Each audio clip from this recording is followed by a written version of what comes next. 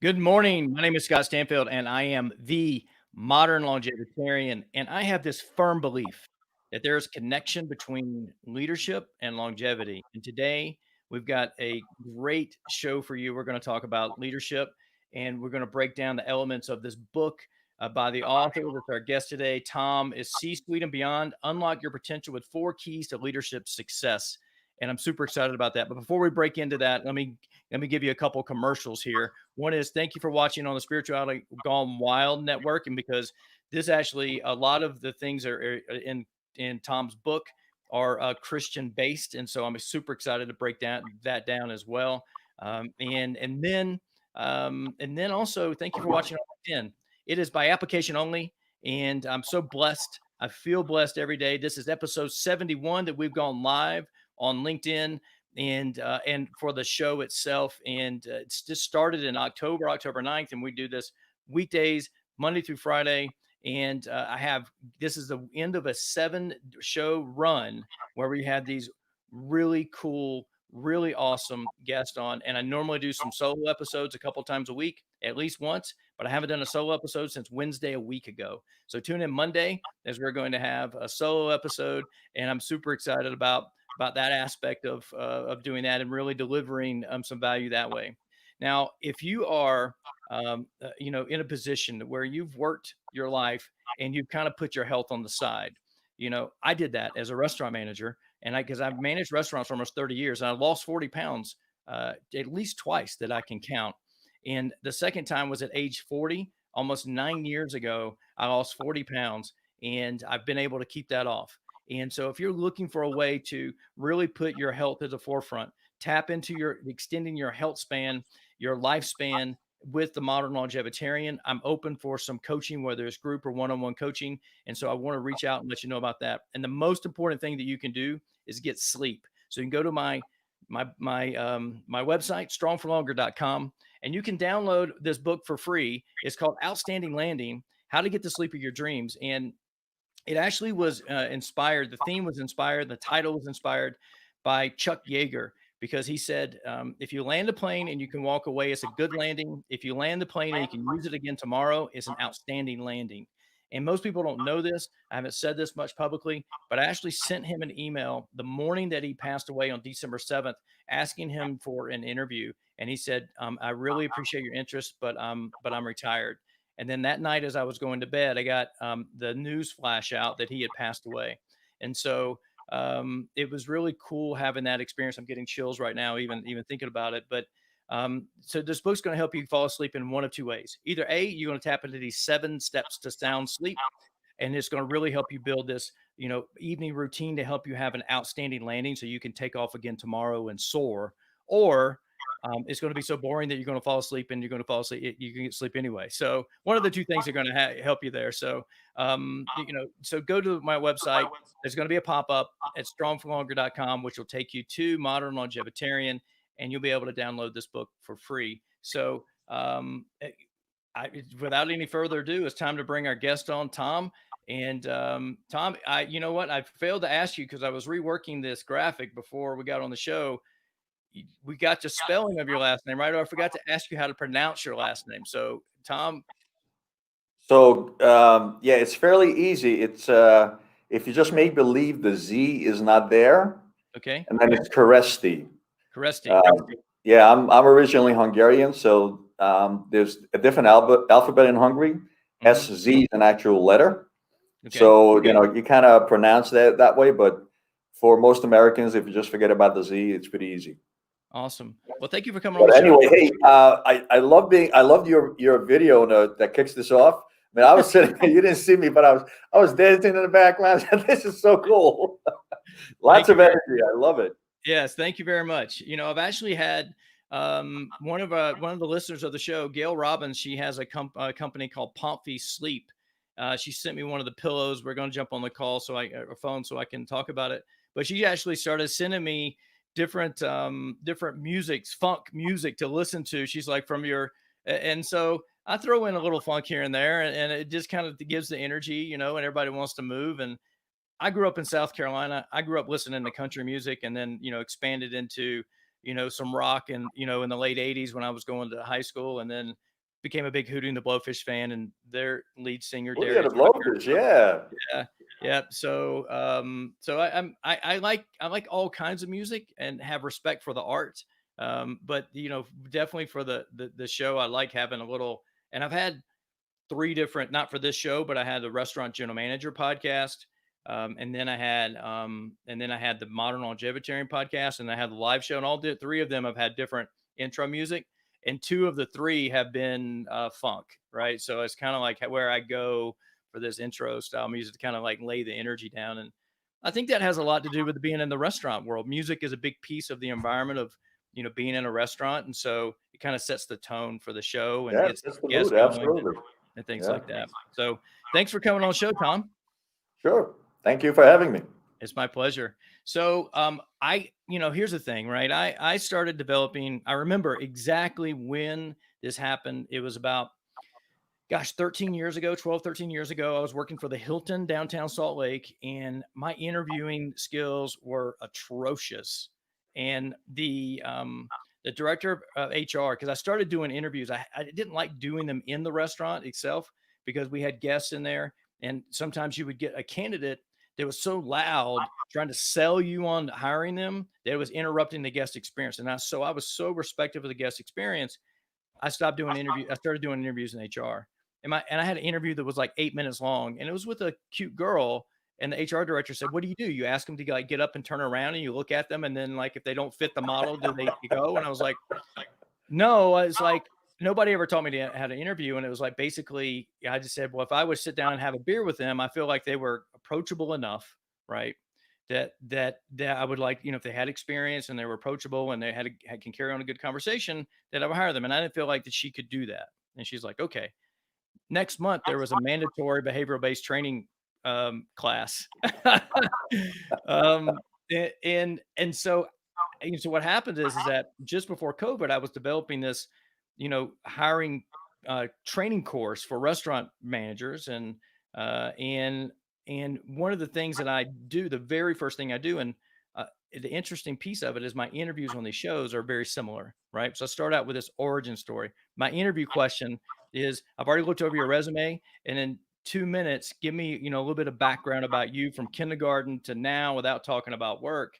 But I always ask my guests, and I only breaking this down because this is a business leadership piece. And so I want people to know like the structure behind my interviews, which is, Tom, tell me a little bit about yourself, where you are, where you came from, those type of things. Like you mentioned Hungarian, you know, and then that way we can then build an origin story for you, and then we can like go into the elements of the book.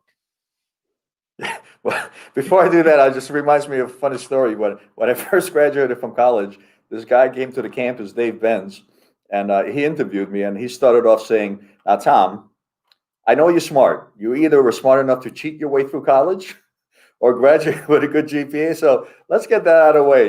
What do you like? Do you like, what kind of sports do you like? What do you like traveling? I want to get to know you.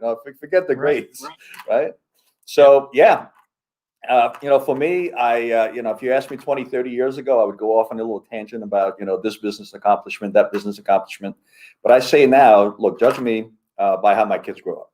Right? That's I think the most important to me. Married to Kathy for 40 some years. We're together, 3 daughters, and that's really what I want my legacy to be. Not how many companies I bought, sold, turned around, all that stuff, but how did my kids turn out? Because look, at the end of the day, those are the people that are closest to you. Mm-hmm.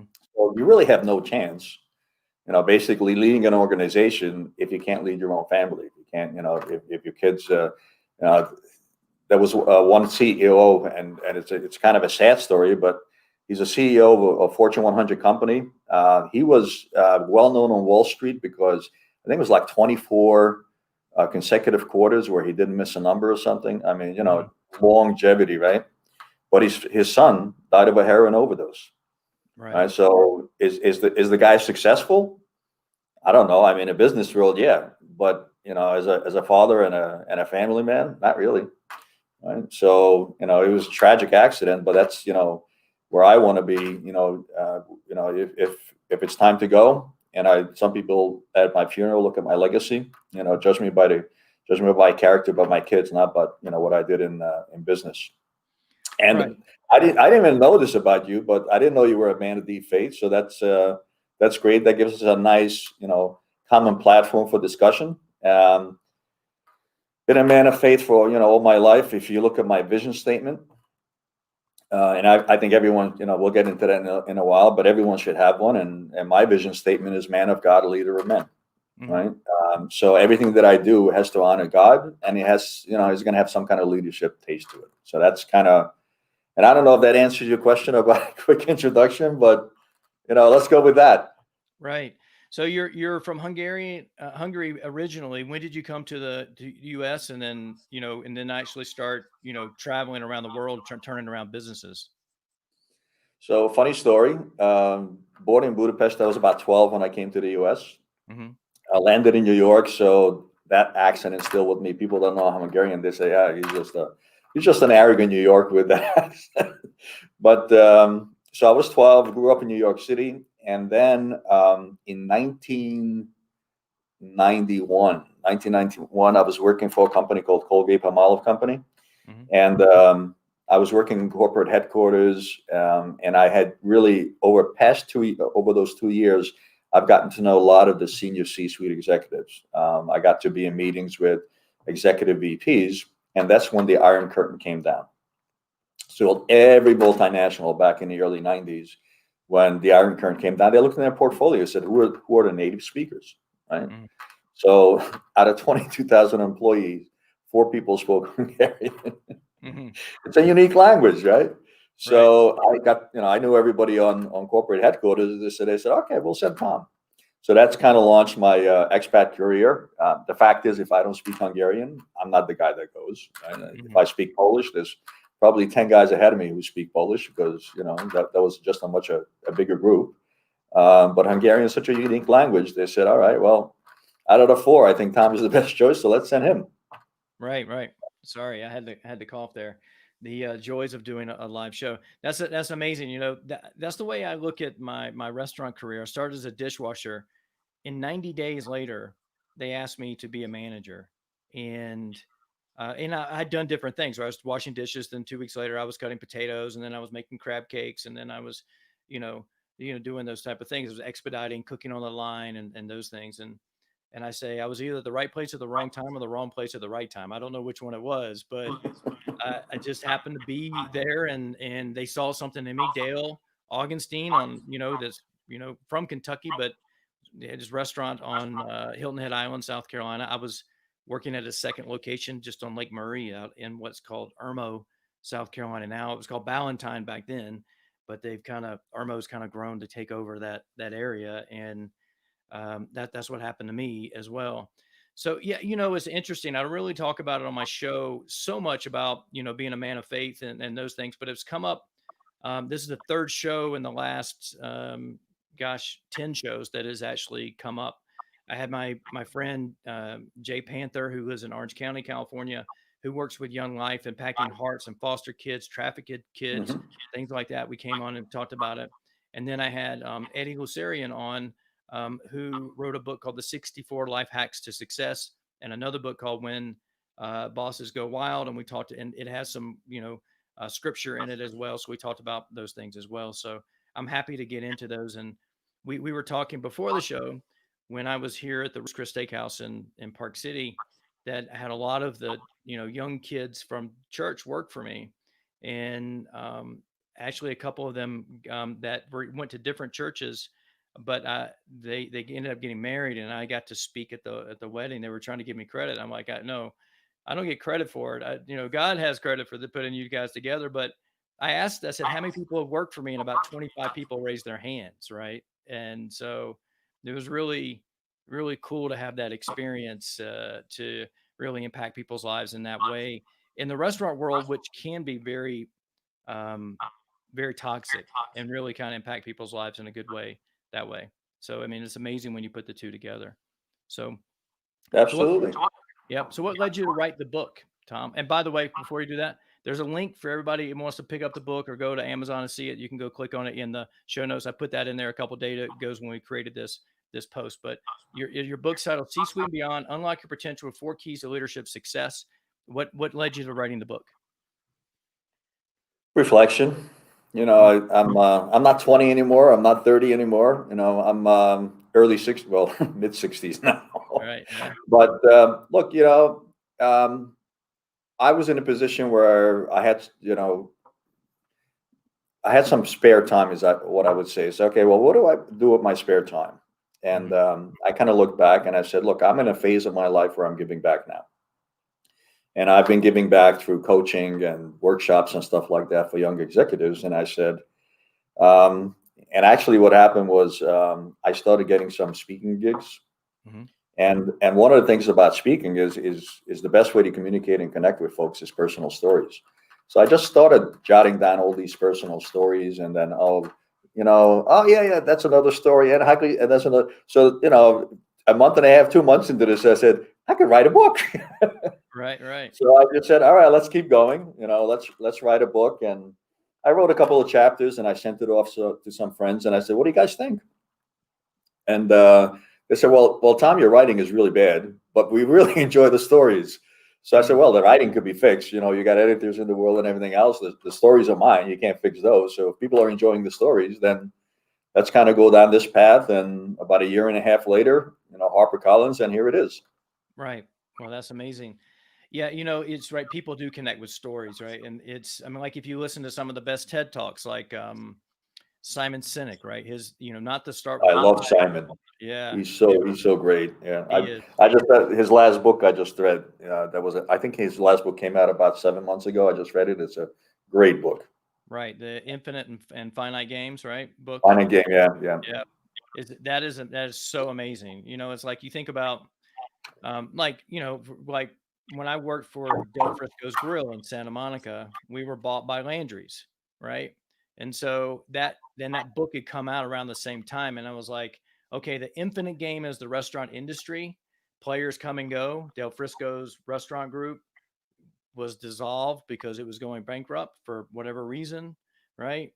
Landry's came in and bought it. So Del Frisco's Grill brand keeps living, and it's an infinite game. But the finite game of players, this particular aspect came on. And so it made so much sense to me as well. So, you've got four keys, and the first one is who you are, your culture.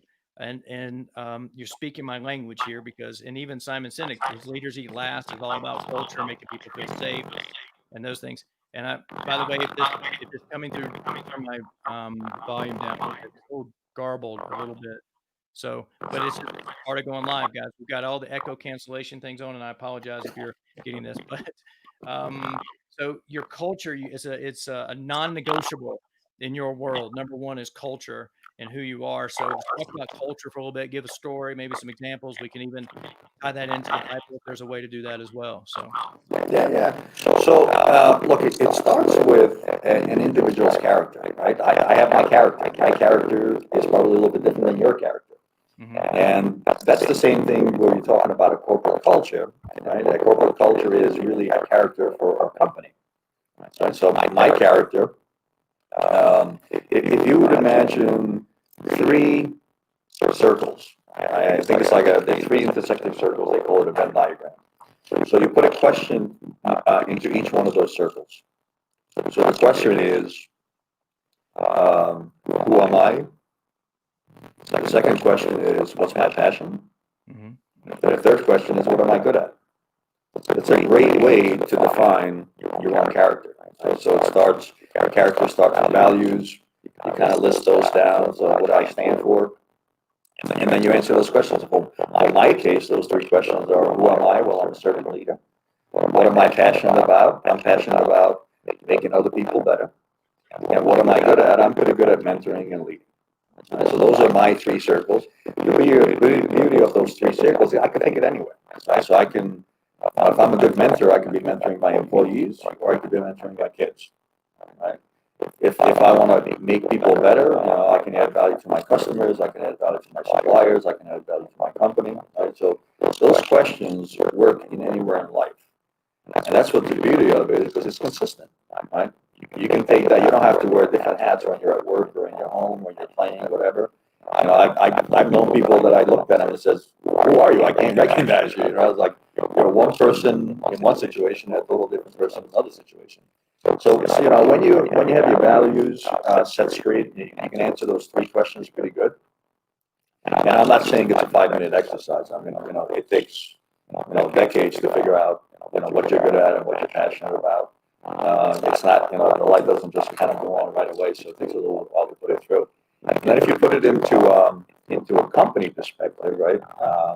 The one I talk about in the book, and there's many others, is Pat Gelsinger. He's the CEO of VMware, which is a very large software company. I don't know, 10, 20,000 employees worldwide. So I said to Pat, Pat, they have a culture, it's called EMC squared, right? Each one of the letters stands for something, and C squared stands for customer and community. So I said to Pat, I said, how do you get the culture? How do you get the values to be lived all over the world, where you've got companies everywhere, you got employees everywhere? Without missing a beat, he goes, well, it's actually pretty easy, Tom. We had a sales meeting out in China a couple of weeks ago, and like with all sales meetings, people like to party and hang out and do all that kind of stuff. But the next day, everybody had to get up and we did a local community project of building a bigger wall. Right? So X stands for C community. So they live it every day. Just like as an individual, if you're sure about who you are, you live that every day. It doesn't matter what situation you're in, right? And then if you're a company and you got a culture, it's not a poster on the wall. It's not a tagline on your website. People. The old saying is you got to walk the talk. So leadership has to walk the talk. Middle level management has to walk the talk. Everybody has to walk the talk. And the beauty of a culture, if you have the right culture and the right values, it becomes a great discussion piece, right? Because even if it's your boss, if you don't like what the boss is doing, you can pull out your boss and say, "Hey, boss, you're not really living our values and our culture. What you're doing is really going against that grain." And you can call them on it because it's a common denominator for the whole company.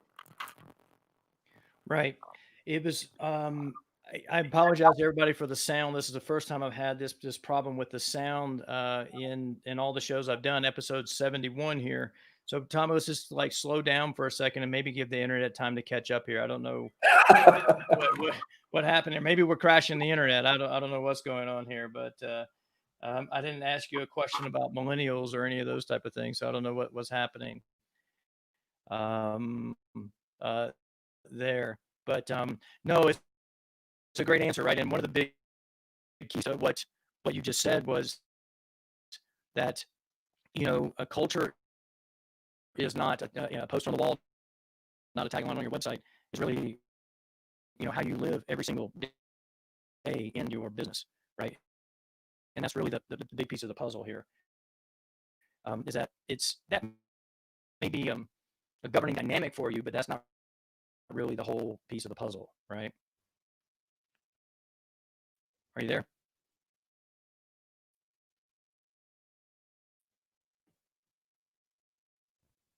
All right.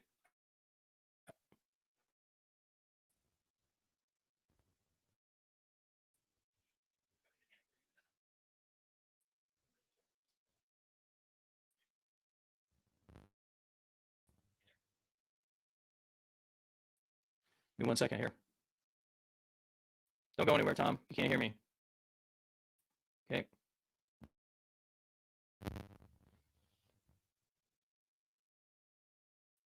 All right. Let's see here. Now I can hear you all, Tom. Hmm.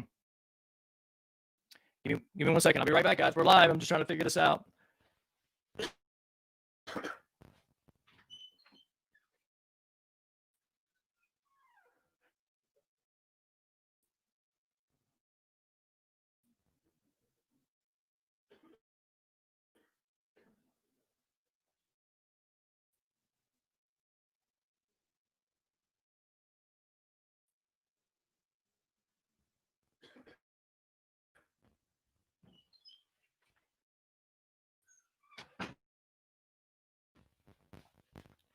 So we're having internet problems here. Can you hear me, Tom?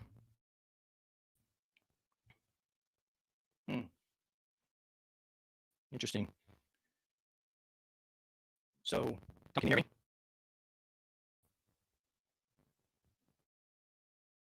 Oh, let's see here. Mike, let's see. Your mic is muted. Uh,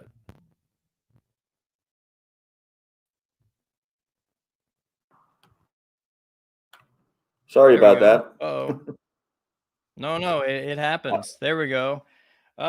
So it was all garbled and anything. Let's just pick this back up at the.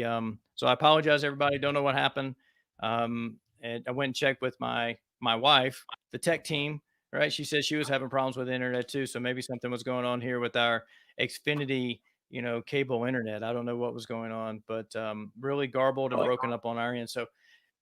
So let's go back to company culture. I know you told the story, and I can make out some of the pieces of that, but I, in my career, as I advanced right up into leadership, from being a manager into leading, I saw that and that culture was by far the most important piece. And people keep asking this question over and over again, and I can see why they get caught up in strategy before culture. But I love that you put culture first, and why that is the most important thing, and one of your non-negotiables in these four elements of success, of leadership success. Yeah. And I used a couple of examples, but here's another one. I worked for an Israeli company for a bunch of years, and I ran their international division. The Strauss family was a collection of mergers and acquisitions. That's how they grew over two generations. The grandmother and grandfather started this company, and then the second generation took over, a daughter and a son, and they grew the company.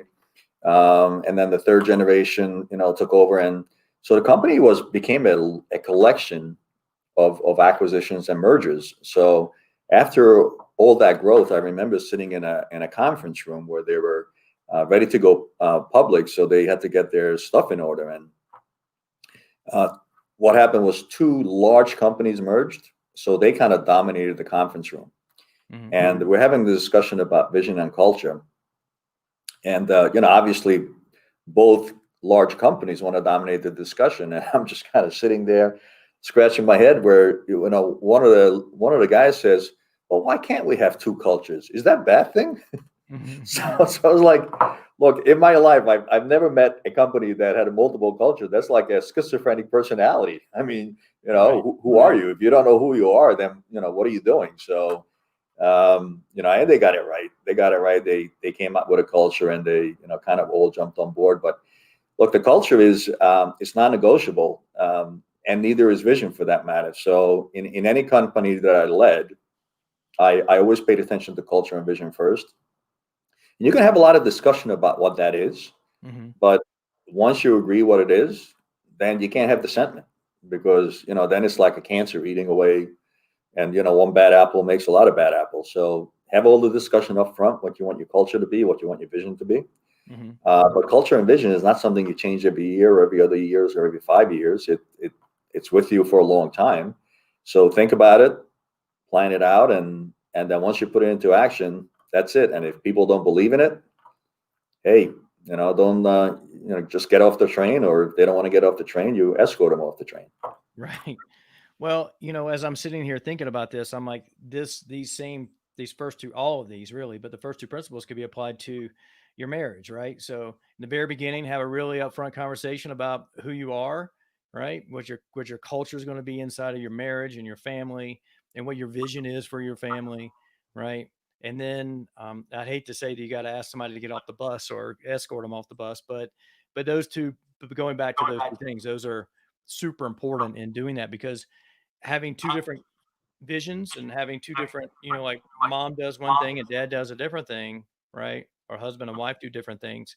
It kind of defeats the whole purpose of what your culture is inside your house and your vision. But so let's talk a little bit more about vision and developing vision, and how you've done that over the years.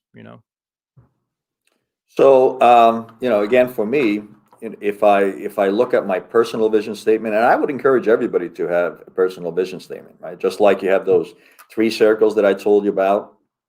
Whether you're a high flying executive, or you're stay at home, mom or dad. And by the way, there's a lot of stay at home dads with powered executive wives. So it doesn't matter. But have a vision for your life, right? It's healthy because it gives you a long term vision. I was talking to one guy, and he said, "Well, yes, I have a vision for my life." So, okay, what's your vision? He goes, "I want to buy a house in 5 years." I said, "Well, that's a good plan, but that's not exactly a vision, Right, right?" right. So vision is something. For example, as I shared with you earlier, mine is man of God, leader of men. Mhm.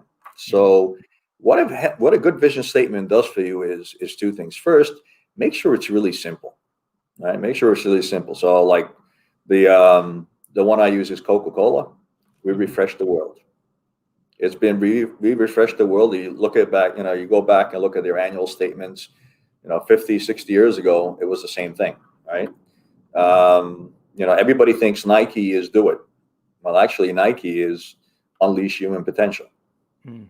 right? So it kind of defines your why. Why you're doing what you're doing, um, and it helps you make good decisions. So, look, life is nothing but a bunch of decisions. Every day you decide. It may be a small decision. What time do I eat breakfast? Do I exercise? Do I not exercise?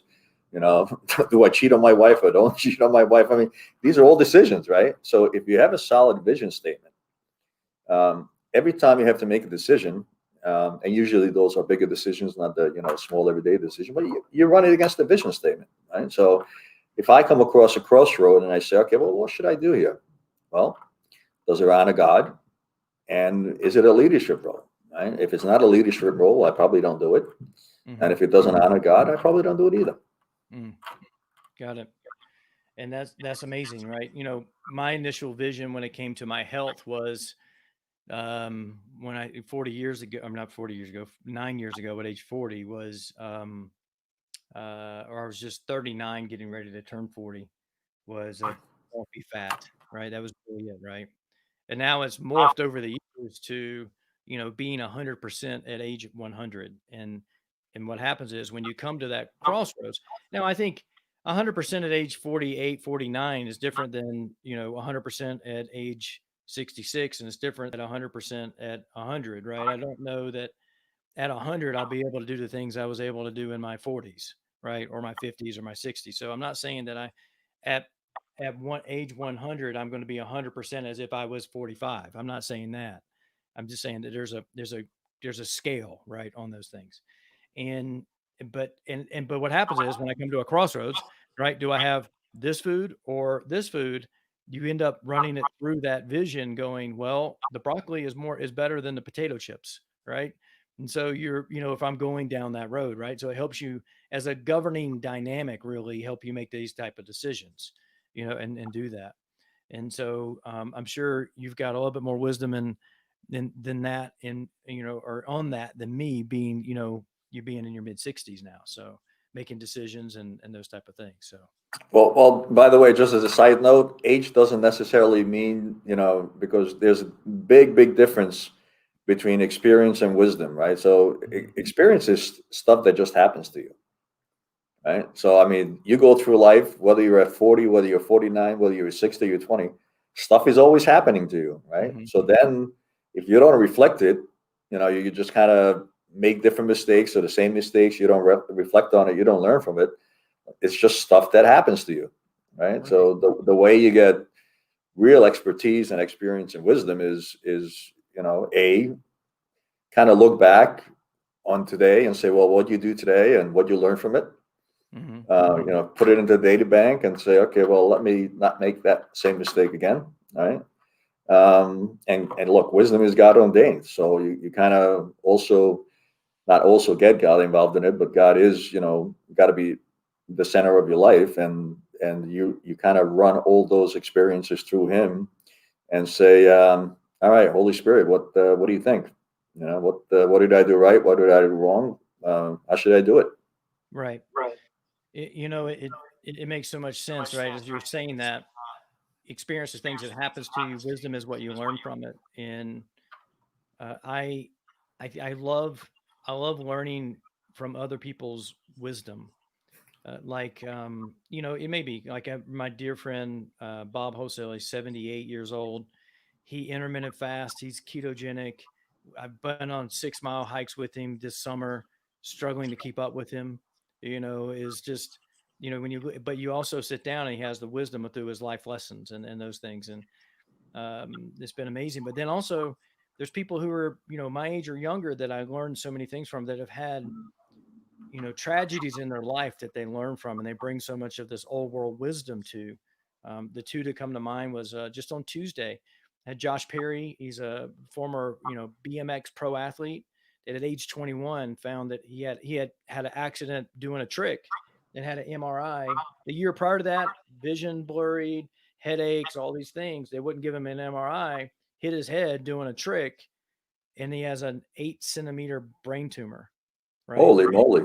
Yeah, and he went from, and I said this is the part of the show where I titled it from 2 liters of Dr Pepper a day to bulletproof coffee, which is like a Dave Asprey bulletproof radio type thing, and which is about being ketogenic and those things, and totally at 31 years old, 32 years old, he's doing the things that I do now at almost 50, right? He's so much further advanced because of that thing that happened, because he was staring death in the face, right? Yeah, And yeah. physically had to make some changes, right? And so now he teaches mindset and talks about atomic habits and coaches people and hasn't ridden his bike in a year. And I mean, just really bringing this wisdom to people. And then another one is Andrea Wilson Woods, and I've interviewed her twice. And she actually adopted her half sister when she was in college, and when her half sister, Adrian, was about 15 years old, she was diagnosed with stage 4 liver cancer and only lived for another 147 days. So she's got this award-winning book. It was called Better Off Bald: A Life in 147 Days, and she did her life backwards. She was a mom in her 20s, and then and then now she's married, and those things, she kind of did things backwards.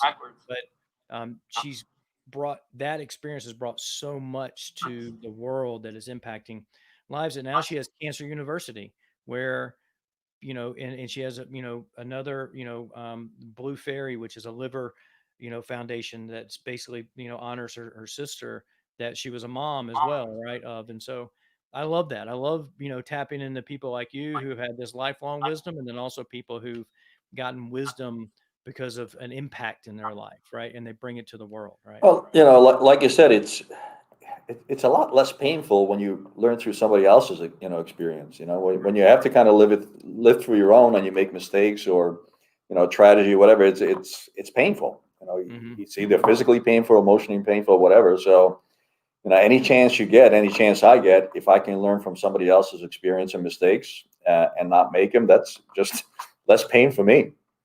So, Exactly.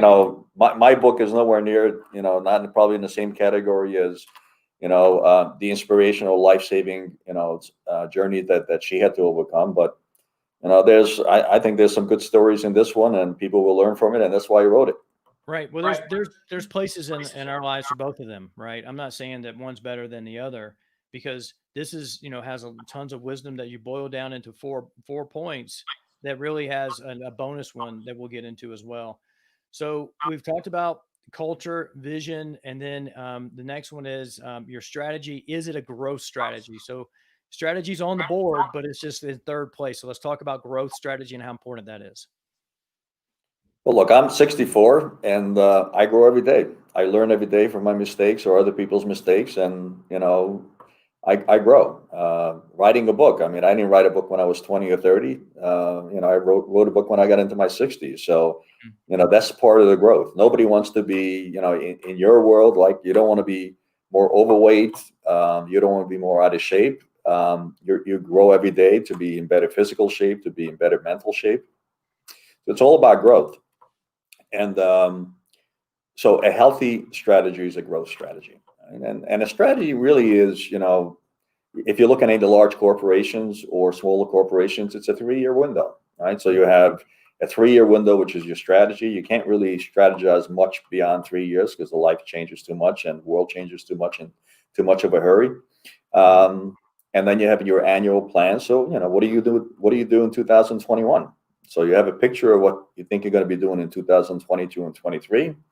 It kind of feeds off 2021, and then the end of this year, you kind of like take a look at that 3-year rolling picture, rolling strategy, and say, okay, well, how did I do in 2021? What do I have to fine tune 22 or 23? Do I scrap the whole thing? Do I have to throw it out? I mean, your vision, that's long term, 10, 15, 20, 25, etc. Your strategy is, the most you can do is, 3 years, and then your first year becomes your operating plan. Right? So that's kind of how it grows. And on a personal level, I say to people all the time, look, make a vertical line and a horizontal. So you got 4 quadrants. And in the first quadrant, you put in what is important and what is urgent. And the second quadrant what you put in is it's not urgent, but it is important. The third quadrant, it's urgent, but it's not important. So it's urgent because it's probably important to somebody else, but it's probably not important to you. So that's why it's urgent. And then the fourth one, which is not urgent, not important. And then you do 2 things. Once you kind of make that chart, you look at your time and you look at your money. Where am I spending my time? Where am I spending my money? So look, if it's not urgent and if it's not important, you shouldn't spend any time or money there, right? Because it's kind of a waste of a time. If it's important and it's urgent, that's probably where you're spending 60, 70% of your time because it's important, it's urgent, it's pressing, right? And what happens with most people and most companies is they don't spend a lot of time in stuff that's important but not urgent. They tend to spend time on stuff that's urgent but maybe not that important, right? So the trick is to take away as much time as possible and as much money as possible from those things that are urgent but not important, and reallocate them to stuff that's not urgent but important. So, for example, right? I mean, you asked me about the book. Well, one day I kind of sat down and I said, okay, what's important to me, but it's not really urgent. I mean, do I really have to write a book? No. Do I have to write it today? Really, no. But it's important. So I started dedicating time and effort and money into writing the book. Right, and then a year and a half to 2 years later, now it's on the shelves. So that kind of and that only comes because you stop doing the things that are important to other people, but they really don't help you grow. Right. So that's kind of my quick trick to strategy. I think also there was an old, I think it's called Boston Matrix or something is what they used to call it in business, but it's pretty much the same principle. Just right. prioritizations. Anybody tells you that there's a time management, then you should take a time management course and this and that. They're full of baloney. There is no such thing as time management, right? Whether it's me, you, the Pope, the President of the United States, it doesn't matter. We all have the same 24/7. So it's what you do with that 24/7. So it's priority management. Right. And how do you manage your money and how do you manage your time? Right. That's so important, right? When I start thinking about, how important, growth is, not even on a personal level, because but I think about a couple things. I think about the law of momentum, right? Building momentum in that area. And I look back at what I've done to be successful in managing restaurants. And one of the biggest ones is building momentum in the top line sales, right? That has really been where I have made make a big difference. Like at Ruth's Chris, we were the fastest growing franchise domestically. We grew 21.9% year over year, and I was only there 9 months. So they had some momentum prior to me starting there. I started in March, and then we were able to really carry on the momentum there and really close the year strong. And we were actually, when you look at all the franchises, what they gave 2 awards, domestic and international. We were over 10% bigger than, growth was than the international one. So we were the fastest growing franchise in the entire world for Ruth's Chris out of like 80 franchises. Right. Great. And their net profit was like 1,330% over prior year. So our top line was 21%. Our net profit was, amazingly high. Right. Yeah. And so when you start doing things like that, you can, you know, you can totally start making a difference in not only the lives of the people that work for you, but your bonuses are going to look really strong, the next year going, as long as the budget's not blown out of proportion, like what you think you're going to do the next year, right? So you have to be a really strong negotiator to get next year's budget held in check so you can check off some bonuses. But then the owners are going to be really good and really happy to have you around, because if their profit's gone up by 1,000%, they're like, this is working. Let's just keep going, right, and do this. So, so it's really Yeah, just and what's important when you're talking about businesses, I've been in some companies where, well, look, I'm all for top-down targets. I mean, you should have some top-down targets coming down throughout the organization. But when people say that we're going to grow our sales by 18 or 20%, and that's the plan, you're probably going to fail, right? So how are you going to go 18 to 20%? Is it by acquiring new customers? Is it by launching new products? It is by what is it? So eventually it has to come down to activities where people in the organization understand how to contribute to that task or to that project or to that activity, whether it's a product launch, new customers, increase of distribution, whatever that may be. And then that will result in, 20% growth or whatever, your top target is. But, the devil's in the details. So when you're looking at strategy and plans, you got to have pretty good details and quantify those details to say, okay, well, how is that really going to lead you to accomplish that strategy? right. It was never the goal, right, for us to grow by that percentage. It never was. But I'm a racer at heart. I grew up racing go-karts, and used to get up when and watch Formula One races like the GP in Hungary, right? I have to get up at like 4:30 in the morning to watch the Formula One races and things like that before they were recorded and airplayed at different times and stuff and those things. But um, and to watch them on ESPN or wherever it was. But so I'm aggressive. My nature is aggressive to like, how can we optimize this system? How can we break it? And then what does it take to fix it? And then let's try to break it again, and then let's fix it and do that. So we just kept doing that over and over and over again. And I kept telling the team, and I tell teams that when I was in the restaurant world, is like, our whole goal is to break this system, fix it, and then figure out where it breaks again, and just keep doing that over and over and over again until we optimize it. And what we found is that the managers and the team that was there prior to me didn't really understand exactly how to optimize the seating of the restaurant through the reservation system, and so they weren't getting enough covers in. Right, you can grow businesses by moving raising prices, but you also can do it by getting more customers in. Right, and if your check average in a restaurant is $50, right, and you can get 50 more people in, right, you're gonna make that much more money on average Yeah. every single night.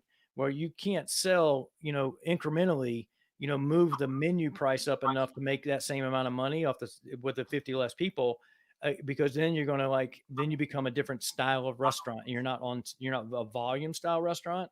You are more of like one of those best restaurants in the world that do 90 people a day, 45 people for lunch and 45 people for dinner, that are paying months in advance to show up to go through Yeah. this experience. That's really not what you are. You've changed the type of restaurant you are.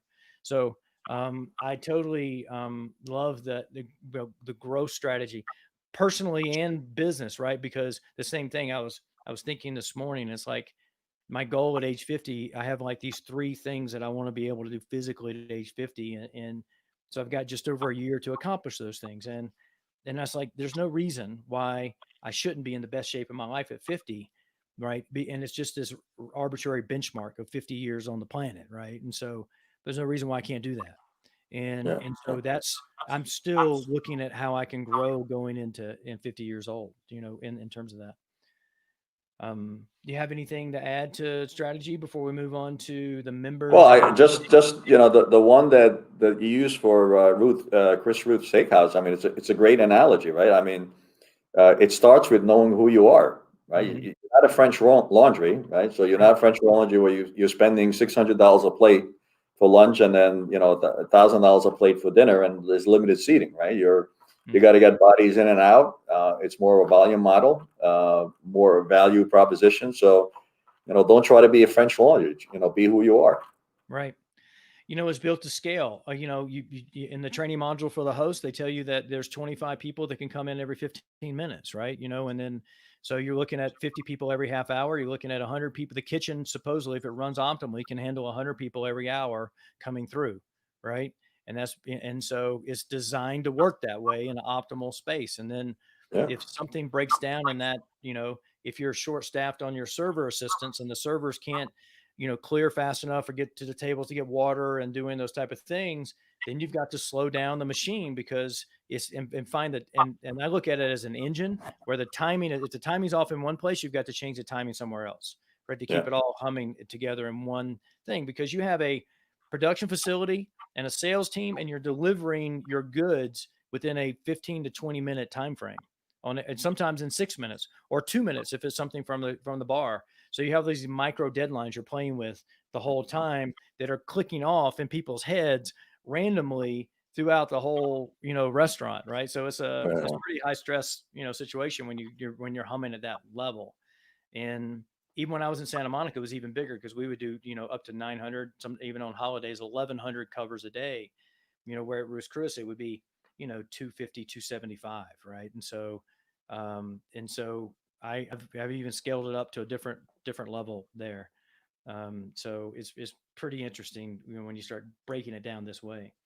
Yeah. Yeah. So the members of your team, I think this is probably culture and this one are my two favorites. These are where I played in most of the time.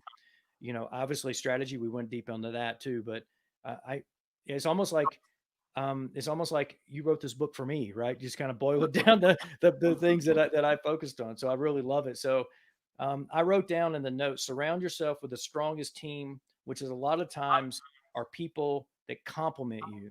I think one of the biggest traps is we hire people who are just like us, not people who are different than us. So let's talk about our team and knowing our team and what our strengths are, weaknesses, and how we build a team. Yeah. So look, like you said, sometimes you inherit a team, Mm-hmm. um, but you should understand, who is on your team and what their personality types are like, right? So there's a couple of rules of thumb that I use.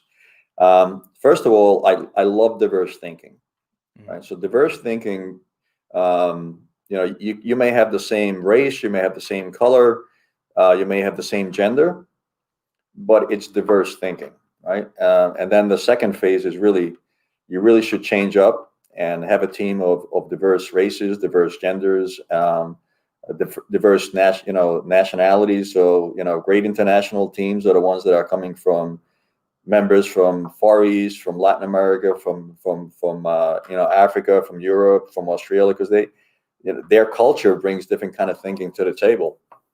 I remember being I was at Wharton School Fellows. We went to Seattle to visit a couple of companies. And I went to see Starbucks, Mm-hmm. and they put us to work. They said, "Well, here's a challenge. We're thinking about going international, very big in the U.S. We want to expand." So they gave us some assignments, and they broke us up into about 5 different groups. And I did something simple. Like I looked at their executive board, their leadership team, and then my recommendation was pretty simple. If you want to go international, you better have an international team. All I see is a bunch of white guys from, Pacific or, Midwest that never been overseas. So how are you going to go overseas if you don't have an international executive team? So, so a couple of things is diverse thinking, right? And this is really an oversimplification, but when I was young, I took the Myers and Briggs test, and then I took an LSI test, and then I took Strength Finders test, and then there's this test. So there's all these kind of tests that kind of benchmark how you see the world. Mm-hmm. And you can oversimplification again, but you can put people into 4 buckets. So there's the people who are very action oriented. They're all about delivering on time, delivering on schedule, getting everything done right, and it's all and they judge others by their actions. Have you done this on time? Have you done it right? So that's kind of one kind of individual, and the problem with that, if you surround yourself all with those kind of people, because if that's the kind of person you are, then you're going to have probably the fastest, more efficient product launch ever in history, but it's going to be the wrong product, and it's probably going to be in the wrong market. Right. then you have another type of individuals who are very systematic and very analytical, right? Mhm. Now I'm of the first category, so I'm very action oriented. I'm very results oriented. And early in my career, I had zero time and zero attention for what I thought people were procrastinators. They couldn't make a decision. Um, and I've also worked with clients where I looked at the team and they said, well, we can't do certain things. So I said, unless you change up your team, you're never going to do anything because you got a bunch of analytical people in this room. And all you do is analyze everything to death. You don't want to make decisions. You need more and more and more and more information, right? Mhm. So if you have a bunch of people who are all analytical and they analyze stuff to death because, yeah, it's still not right. We need this much data point, this much data point. They're never going to launch a product, right? But if you have another group of individuals who just wanted to launch the product because September 1st was the target date, so they got to make that target date, but it's the wrong product and they haven't really thought it through. But if you get those two people in the same room who are analytical and also action oriented, and they really understand how the other person thinks and what they bring to the table and what their strengths are, because one person's blind spot is the other person's strength. So you get those guys together, then you have a more balanced team. And then the two other ones are, the what I call the strategic thinkers. They're like, all right, well, yeah, you guys analyze this all you want, and you guys launch that by September 1st. But I'm thinking of the next bigger, better thing already. Right. Right. So what's the next bigger, better thing? And then the fourth one is basically the human sensing one. This, the way they look at the world is they say, okay, well, if you're going to launch this project on September 1st, could you kind of at least take a look at it, what it does to the environment? Is it going to harm Mhm. the environment? Is it good for, or is it going to hurt the community? I mean, what is it going to do? So they look at it from, again, another different eye. And there's no right or wrong answer. Right. It's just that, look, people think differently and view the world differently. And if you don't manage that, and if you don't lead that properly, what happens is you get a lot of people fighting because they Mhm. see the world differently. So one fights with the other. But if you get folks to appreciate that the other person is looking at the world differently, and in fact that helps you because it kind of addresses the blind spot that you have, and you can get everybody to the table Mhm. and discuss it like human beings, then it's a really great team, right? Mm. And again, when you bring color and gender and everything else into it, there's one more element they kind of look at it a little bit differently. A guy from Brazil is going to look at the world a little bit differently than a guy from London. Mhm. So so that's what we mean by teams of putting team together, which are diverse teams, diverse thinking, diverse looking, diverse feeling, um, and then you have a really good team. Mm.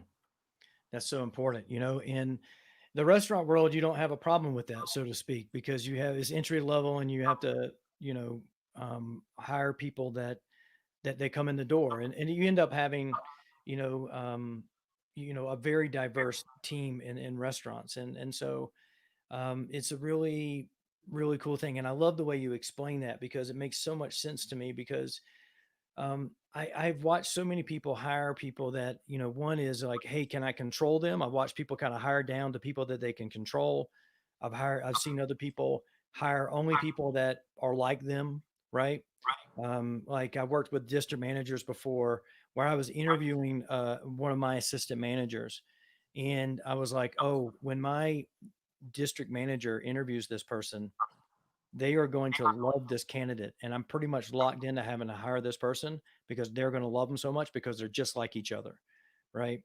And now I'm going to be sandwiched between these two type of people. Right. And it's really going to be, and it can be pinching or it can be positive, right? Depending on how you frame it and how you do those things. But I've seen people who haven't been taught how to interview really kind of lose sight of, what the whole end game is with this. And I love your approach. And so before we get talk about the bonus principle, where can people find you online? How can they work with you? How can they, how can they get in touch with Tom? Well, you've got right there, you got leadershipdisciples.com, Hmm. right?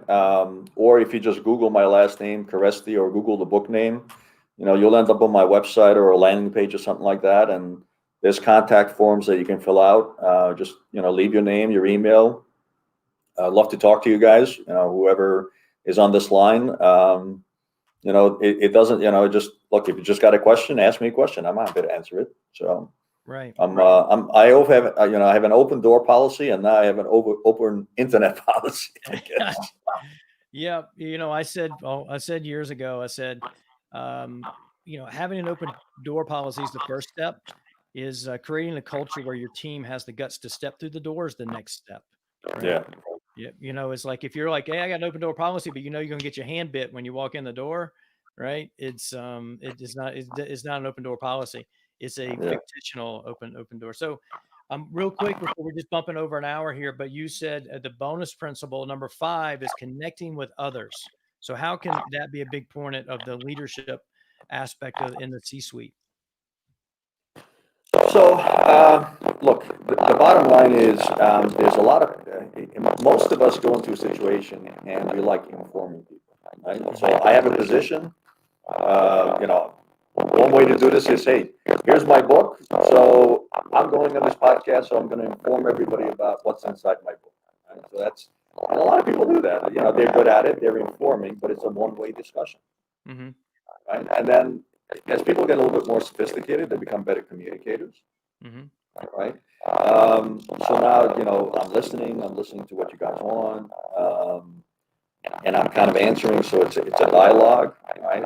It's clear communications, there's expectations, and that's the next level of communications. And people get pretty good at that, and then probably about a handful of people get to be really good connectors, where they connect with emotions, they connect with a person's heart. Um, that usually happens through personal stories, because you know people say, all right, well, he's a human being. I went, I remember, talking, maybe this is not the best example, but I had just been appointed as general manager for this company, and I've been there probably about 6 months, 7 months. And like I said, my personality is very, action oriented and stuff like that. So we had a sales meeting, and we stayed overnight, and we were out pretty, late, dancing and drinking, and the sales guys got me to do some tequila shots, right? So the next woke up, I woke up and I had such a massive hangover. I was like, oh man. So I was talking to my Peter, my sales director, and I said, oof, that was a rough night. I don't know if I behaved myself the right way. He goes, Tom, people actually thought you were human. Mm-hmm. We were having fun, we were talking, and it wasn't about business. And they said, well, you're a human being. You make mistakes, and you had a good time. And I'm not condoning that, behavior to do a couple of, extra tequila shots, but people want to see you human, and that's how you connect. In fact, people probably will connect easier with you when you share your mistakes, whether, because, if all you talk about is your wins, then, you put yourself up on this pedestal and people can't really relate to you and say, well, all right, he may be a winner, but I don't win all the time. So if you become vulnerable and you expose yourself a little bit, then it's a little bit easier to connect with folks, and, you kind of let them in. I always say in any discussion, people always ask themselves 3 questions. Mm-hmm. And I can guarantee you that probably you and your entire audience is asking these same 3 questions. The first question everybody asks themselves is, do you care for me? So does Tom really care for me? The second question is, can I actually believe what Tom is telling me? Can Tom help me? And the third question is, can I trust Tom? Is the stuff that Tom telling me can I trust it's true? Can I trust it's proven? If I listen to him and actually take his advice, which I think will help me, will it be to my benefit? So in every discussion, whether it's a sales discussion or you're trying to influence somebody, those 3 questions kind of pop up in everybody's mind. And look, unless they can trust you, unless you can help them, they're not going to connect with you. Right? Right. So otherwise, it's just a one-way dialogue. Right. Right. It makes perfect sense. And I know that, example for me has been when my family comes to eat in the restaurant when I was a GM, my team treated me so much more kindly after that, right? They saw me sit down with my family, have dinner, right? And, I was a husband, I was a dad, I was, kind to the server who was nervous about because I knew everything about the menu and what the spiel is and how they're supposed to serve the food and those things and and then for the next 10 days there was a connection made with the server, right? Because I made them feel comfortable, right? And they weren't as nervous anymore. But then they realized, and even people who you could even categorize that were not a fan of Scott were nicer to me, right? It was really an interesting piece when they see that the leader is actually a human being that has a family or does a couple shots of tequila, and trust me, I've been there too, right? I've been there in the restaurant world, and tequila is one of my favorites. But Yeah. and we talk about, when you're working in these fine dining restaurants, I've worked in, or even restaurants in general. I've worked in a restaurant that had 400 beers from around the world. I worked in another one that had 600 bottles of wine, and another one that had 1,100 whiskeys. So 1,100 whiskeys. Whoa. 1,100 whiskeys. It took 8 people 6 hours to do inventory at the end of the month. Right on Wow. that. I didn't know there was 1,100 types of whiskeys in the world. That's impressive. There are, right. I mean, and when you, especially when you start getting into, what's made in, Colorado and Utah and Wyoming and then what's made, everywhere. Every state has their own. Obviously, Kentucky with bourbon and those things, and but then you throw in, Canada. You throw in, Irish whiskeys. You put in, Irish whiskeys. I was in Ireland 2 years ago. Now you're talking my language. yeah, yeah. Then you throw in, the all the different regions of Scotland, and a lot of people don't know this. It's becoming a lot more, common knowledge now. But even Japan has some excellent whiskey. Yeah. Japan has very high-end whiskeys. You're Yeah, right. very high-end Absolutely. whiskeys, right?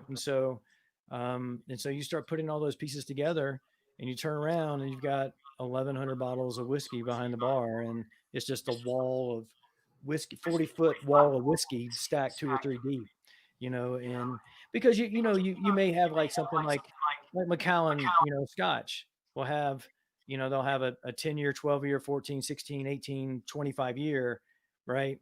And you got six right there. So it's not like 1,100 different Right, right, right, flavors, right. right? But it's just like different expressions of it.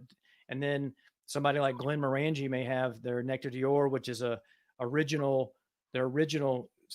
single malt Scotch that's in aged and finished in Sauterne barrels. And then and so you have these different expressions of these same things that kind of put those pieces together. And even here in Park City, High West has 4 or 5 different versions where they have like the campfire, which has scotch in it. Then they have the Boo Rye, which is a limited edition that has a mix of bourbon and rye. And then you have, all these different, variations of what they put together. And they have 4 or 5, sometimes 6 different ones that are out at any particular time. So, So I love it. A couple of Christian guys talking about whiskey, wine, beer, and tequila. yeah, yeah, yeah, exactly. Right, right, right. Yeah. It's I don't drink nowhere near as much as I did before. A year ago I started doing transcendental meditation, and I just, really kind of lost interest in it. I think this year, and it's not on purpose. I haven't purposely done anything. I haven't had anything to drink since New Year's. And it's just, we're 21 days in now, 22 days in, to Yeah, the year. And I just, have no desire for it right now. And that's really cool because it used to be years ago that it was a way to compensate for the stress in my life. Right. yeah, And now it's like, I don't have those things. And so, and plus it's healthier, right? When you start looking at brain scans and studies and how it interrupts sleep. And that's a part of the book. And, one of the things that they did a study in Finland on 4,098 people, and, moderate alcohol before bed interrupted sleep by 22%. And then, heavy drinking interrupted sleep by, I think, over 40%, right? In your restorative quality sleep. And yeah. so, and ironically, the number one sleep aid in America is alcohol. So people drink alcohol to go to sleep, and is actually disrupting the restorative sleep. And so, Yeah. you should stop drinking 2 to 3 hours before you go to bed to get the best night's sleep. And so, and that's in my book, Outstanding Landing as well. So, um, I apologize to everybody and to you for, I don't know what happened with the internet. We got garbled a couple times, and I know I actually I stopped playing it on my phone because I use that as like a check a lot of times, and because maybe that was slowing the internet down. But I know it was coming through garbled there, so I apologize to everybody if you made it this far. I appreciate it.